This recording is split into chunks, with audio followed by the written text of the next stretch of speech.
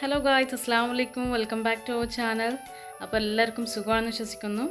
അപ്പോൾ ഇന്നൊരു ചെറിയൊരു വീഡിയോ ആയിട്ടാണ് വന്നിട്ടുള്ളത്. ഇന്നത്തെ വീഡിയോ എന്താണെന്ന് വെച്ചിട്ടുണ്ടെങ്കിൽ, ഉപ്പൻ്റെ പെങ്ങൾ കുറേ ദിവസമായി വീട്ടിലോട്ടൊക്കെ വന്നിട്ട്, അപ്പോൾ അമ്മായി വന്ന ദിവസവും അതുപോലെ തന്നെ ഉമ്മൻ്റെ ഒരു സ്പെഷ്യൽ ബിരിയാണി, ചെമ്മീൻ ബിരിയാണി റെസിപ്പി കൂടിയുള്ളൊരു ചെറിയൊരു വീഡിയോ ആണിത്. അപ്പോൾ വീഡിയോക്ക് പോകുന്നതിന് മുമ്പ് ചാനൽ ആദ്യമായിട്ട് കാണുന്നവരാണെന്നുണ്ടെങ്കിൽ, ഇഷ്ടമായിട്ടുണ്ടെന്നുണ്ടെങ്കിൽ സബ്സ്ക്രൈബ് ചെയ്യുക, ലൈക്ക് ചെയ്യുക, ഷെയർ ചെയ്യുക, കമൻറ്റ് ചെയ്യുക, പിന്നെ തൊട്ടടുത്തുള്ള ബെല്ലൈക്കൺ അമർത്താൻ മറക്കരുത്. അപ്പോൾ നമുക്ക് വീഡിയോയിലോട്ട് പോകാം.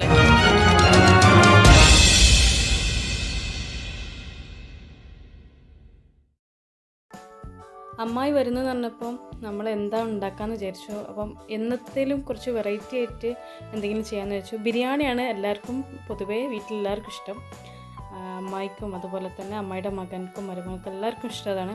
അപ്പോൾ ബിരിയാണി ചിക്കനിൽ നിന്ന് കുറച്ച് വെറൈറ്റി അല്ല, ചിക്കൻ ബീഫ് അങ്ങനത്തെ നിന്ന് കുറച്ച് വെറൈറ്റി ആയിട്ട് ബിരിയാണി വെക്കാമെന്ന് വെച്ചു. അങ്ങനെയാണ് ഉപ്പ ചെമ്മീൻ കൊടുക്കുന്നത്. നല്ല ഫ്രഷ് ചെമ്മീനായിരുന്നു, അതും നല്ല ബിരിയാണിക്കൊക്കെ പാകത്ത് വലിയ ചെമ്മീൻ തന്നെയായിരുന്നു. 1 കിലോ ചെമ്മീനാണ് ഇവിടെ എടുത്തിട്ടുള്ളത്. 2 കിലോ അരിക്ക് 1 കിലോ ചെമ്മീൻ ധാരാളമാണ്. അപ്പോൾ ഇങ്ങനെയാണ് ഉമ്മ കട്ട് ചെയ്ത് മാറ്റിയതൊക്കെ. കട്ട് ചെയ്ത് മാറ്റുമ്പോൾ നല്ല ഫ്രഷ് ആയതുകൊണ്ട് തന്നെ തൊലിക്കാൻ ഭയങ്കര പാടുപെട്ടു. നല്ല ടൈം എടുത്തിട്ടുണ്ടായിരുന്നു ഉമ്മ.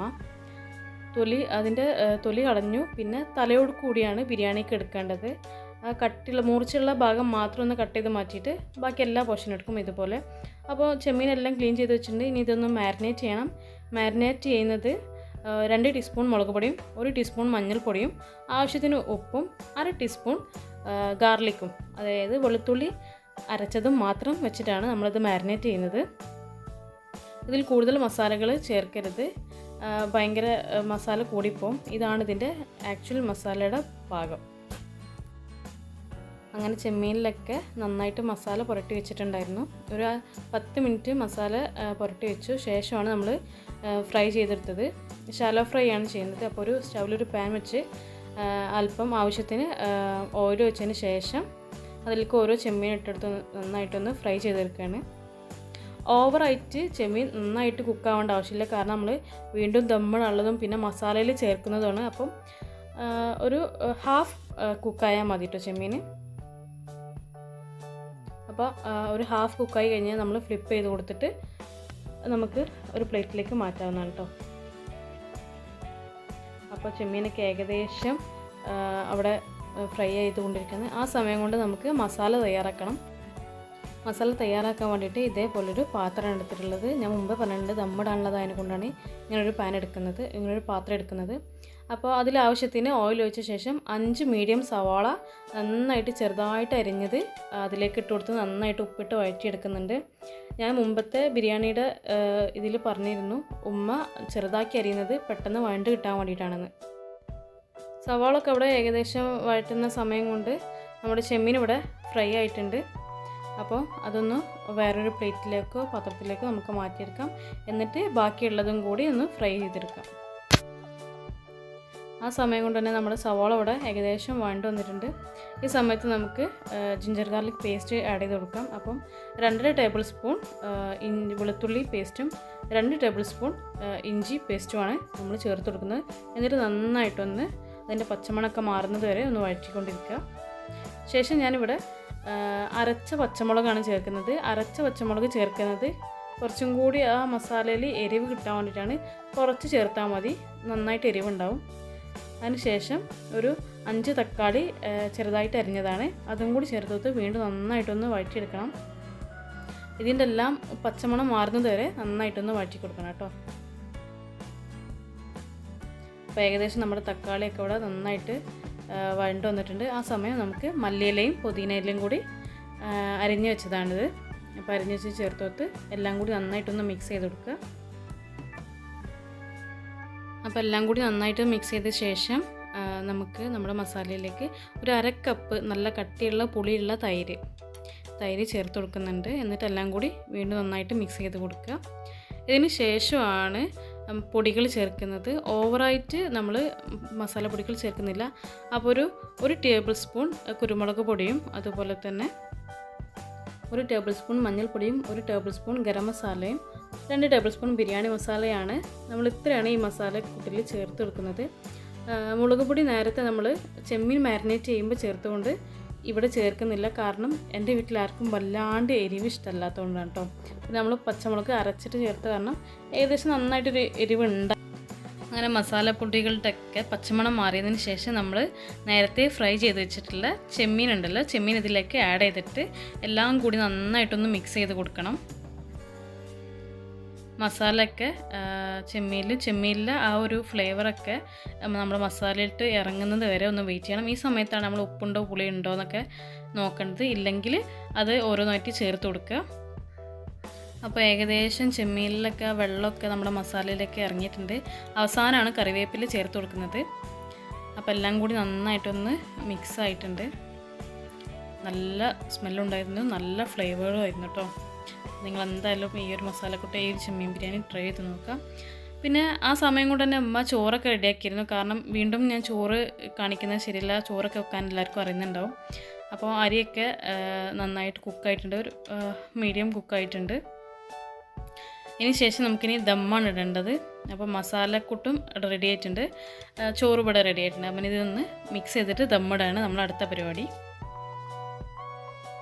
ഡബിൾ ലെയറായിട്ട് ചെയ്യേണ്ടവർക്ക് ഇതിൽ നിന്നൊരല്പം മസാല ഒരു പാത്രത്തിൽ മാറ്റി വെച്ച ശേഷം അതിന് മുകളിൽ നമ്മുടെ ചോറിട്ട ശേഷം വീണ്ടും മസാല പുരട്ടി വീണ്ടും ചോറിടാവുന്നതാണ്. പക്ഷേ ഞങ്ങൾ അങ്ങനെ ചെയ്യാറില്ല. ഉമ്മ സാധാരണ ബിരിയാണി എല്ലാവരും ഉണ്ടാക്കുന്ന പോലെ തന്നെ ഉണ്ടാക്കാറുള്ളൂ, ഡബിൾ ലെയർ ചെയ്യാറില്ല. പിന്നെ ഉമ്മ അതേപോലെ ലെമൺ സ്ക്യൂസ് ചെയ്ത് കൊടുക്കാറുണ്ട്. കാരണം ചോറുകൾ തമ്മിൽ ഒട്ടിപ്പിടിക്കാതിരിക്കാൻ വേണ്ടിയിട്ടാണ്. പിന്നെ അവസാനം അതിൻ്റെ മുകളിൽ നെയ്യും പുരട്ടിയിട്ട് വയയുടെ ഇലയും അതുപോലെ തന്നെ മല്ലിയിലയും പുതിനയിലയും കൂടി വെച്ച് അടച്ചു വെക്കാറാണ്. അവസാനം ദമ്മിടുകയാണ് ചെയ്യുന്നത്. ബിരിയാണിയൊക്കെ ദമ്മിട്ട ശേഷമാണ് അമ്മായിയൊക്കെ വന്നത്. പക്ഷേ എനിക്ക് വീഡിയോ എടുക്കാൻ കഴിഞ്ഞില്ല. ഞാനപ്പോൾ ആ സമയത്ത് ബാക്കിയുള്ള പ്രിപ്പറേഷനിൽ ബിസി ആയിരുന്നു, അതിനെക്കൊണ്ട് എനിക്ക് വീഡിയോ എടുക്കാൻ കഴിഞ്ഞില്ല. അപ്പോൾ അമ്മായിയൊക്കെ വന്നു. ചോറ് വിളമ്പാൻ നേരം നല്ല സ്മെല്ലായിരുന്നു കേട്ടോ ദമ്മ് പൊട്ടിച്ചപ്പം. അങ്ങനെ ഉമ്മച്ചി ഓരോ പ്ലേറ്റിലോട്ടായിട്ട് മസാല വേറെയും അതുപോലെ തന്നെ വൈറ്റ് റൈസ് വേറെ ആയിട്ട് സെപ്പറേറ്റ് ചെയ്ത് നമ്മളങ്ങനെയാണ് കഴിക്കാറ്. അങ്ങനെയാണ് ഇവിടെ എല്ലാവർക്കും ഇഷ്ടം. അങ്ങനെ ഓരോ പ്ലേറ്റിലും സെർവ് ചെയ്യായിരുന്നു. പിന്നെ ബിരിയാണിയുടെ കൂടെ ഉമ്മൻ്റെ മുളകച്ചാറും തൈര് പിന്നെ അതുപോലെ തന്നെ പപ്പടം അതൊക്കെ ഉണ്ടായിരുന്നു സൈഡ് ഡിഷായിട്ട്. അവസാനം ഒന്ന് വീഡിയോയിൽ കാണിക്കാൻ വേണ്ടിയിട്ടും അതുപോലെ തന്നെ ബിരിയാണി ഒന്ന് ഡെക്കറേറ്റ് ചെയ്യാൻ വേണ്ടിയിട്ടും ഉള്ളിയും കുറച്ച് മുന്തിരിയും കൂടി ഞാൻ നന്നായിട്ട് നെയ്യിൽ വറവിട്ടതും അതുപോലെ തന്നെ മല്ലിയിലയും കൂടി ബിരിയാണിയുടെ മുകളിലൊന്ന് ഡെക്കറേഷന് വേണ്ടി ചെയ്തു. ക്യാഷും ഇല്ലായിരുന്നു. അങ്ങനെ ടേബിളിലെല്ലാം സെർവ് ചെയ്ത് ഭക്ഷണം കഴിക്കാനിരിക്കുന്നു. ഇത് അമ്മായിയുടെ പേരക്കുട്ടിയാണ് കേട്ടോ. പേര് നിമോ എന്നാണ്, നിമ ഫാത്തിമ എന്നാണ്, നമ്മൾ നിമോ എന്നാണ് വിളിക്കാറ്.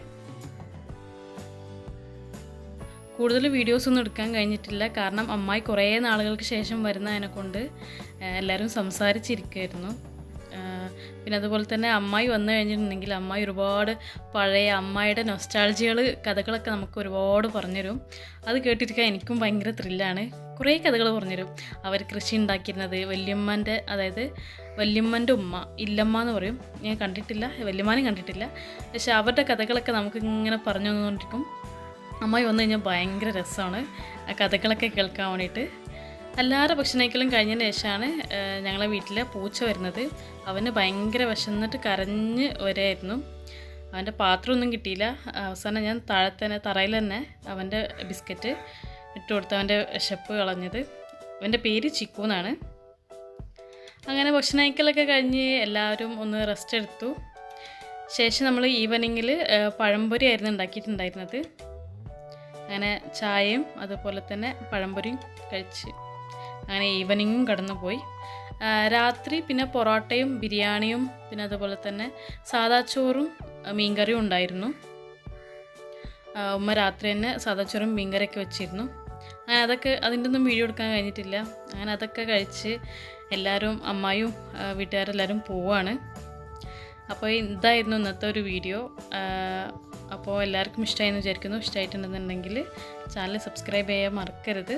അപ്പോൾ ഇൻഷാ അല്ലാഹ് നെക്സ്റ്റ് നല്ലൊരു വീഡിയോ ആയിട്ട് വരുന്നവരേക്കും ബൈ, ടേക്ക് കെയർ, അസ്സലാമു അലൈക്കും.